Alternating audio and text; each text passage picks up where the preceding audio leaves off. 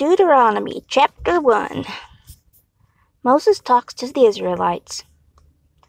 These are the commands that Moses gave the Israelites while they were in the Jordan Valley, in the desert east of the Jordan River.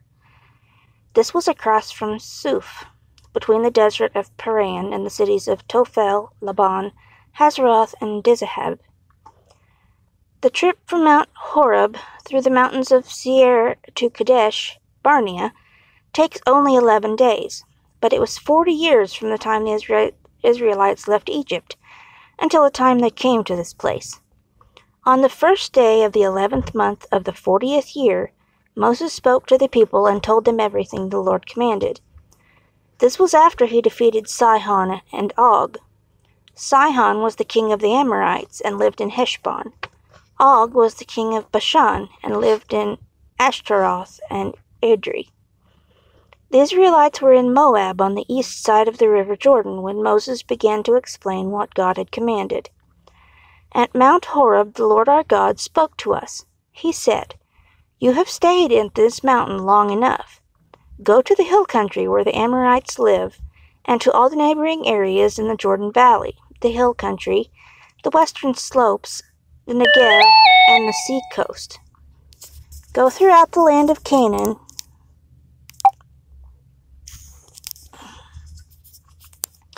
and Lebanon, as far as the great river, the Euphrates. Look, I am giving you this land. Go and take it. It is the land that I, the Lord, promised to give to your ancestors, Abraham, Isaac, and Jacob. I promised to give this land to them and to their descendants." Moses chooses leaders. At that time I told you I can't take care of you by myself, and now there are even more of you. The Lord your God has added more and more people, so that today you are as many as the stars in the sky. May the Lord the God of your ancestors give you 1,000 times more people than you are now. May he bless you as he promised. But I cannot take care of you and solve all your arguments by myself. So choose some men from each tribe, and I will make them leaders over you. Choose wise men with experience who understand people.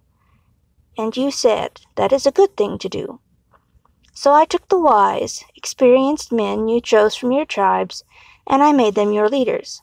In this way I gave you leaders over 1,000 people, over 100 people, over 50 people, and over 10 people. I also gave you officers for each of your tribes. At that time I told these judges, "Listen to the arguments between your people. Be fair when you judge each case. It doesn't matter if the problem is between two Israelites or between an Israelite and a foreigner. You must judge each case fairly. You must treat everyone the same when you judge.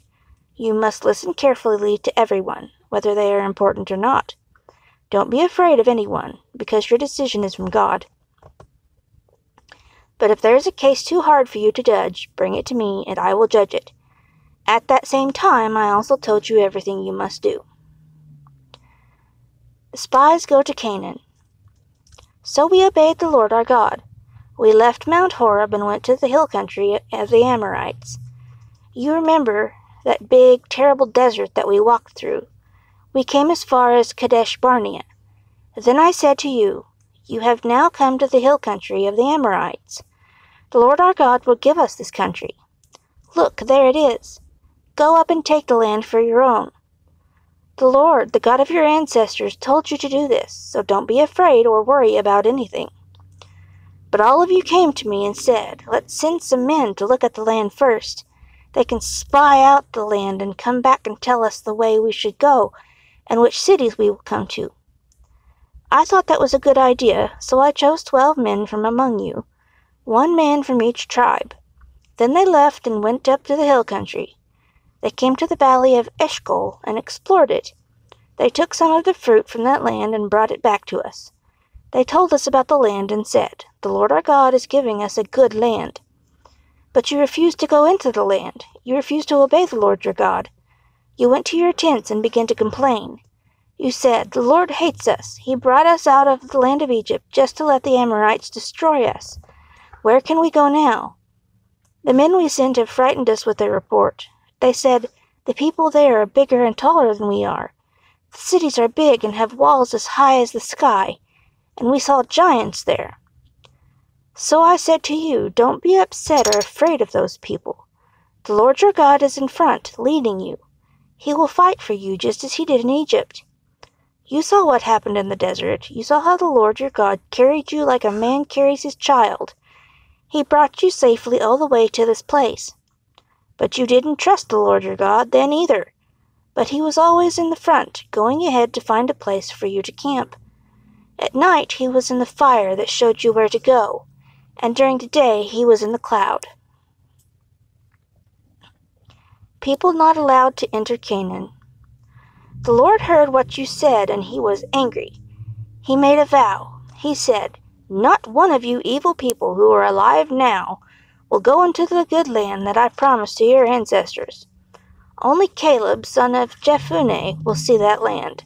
I will give Caleb the land he walked on, and I will give that land to his descendants, because he did all that I, the Lord, commanded." The Lord was also angry with me because of you. He said to me, "Moses, you cannot enter the land either, but your helper Joshua son of Nun will go into the land. Encourage Joshua, because he will lead the Israelites to take the land for their own. You thought your little children would be taken by your enemies, but those children, who are still too young to know right from wrong, will go into the land. I will give it to them. Your children will take the land for their own, but you must turn around, take the road to the Red Sea, and go back into the desert." Then you said to Moses, "We sinned against the Lord, but now we will do what the Lord our God commanded us before. We will go out and fight." Then each of you put on your weapons. You thought it would be easy to go and take the hill country. But the Lord said to me, "Tell the people not to go up there and fight, because I will not be with them. Their enemies will defeat them." I spoke to you, but you did not listen. You refused to obey the Lord's command. You thought you could use your own power, so you went up into the hill country. The Amorites who lived there came out like a swarm of bees and chased you all the way from Seir to Hormah. Then you came back crying to the Lord for help, but the Lord refused to listen to you. So you stayed at Kadesh for such a long time.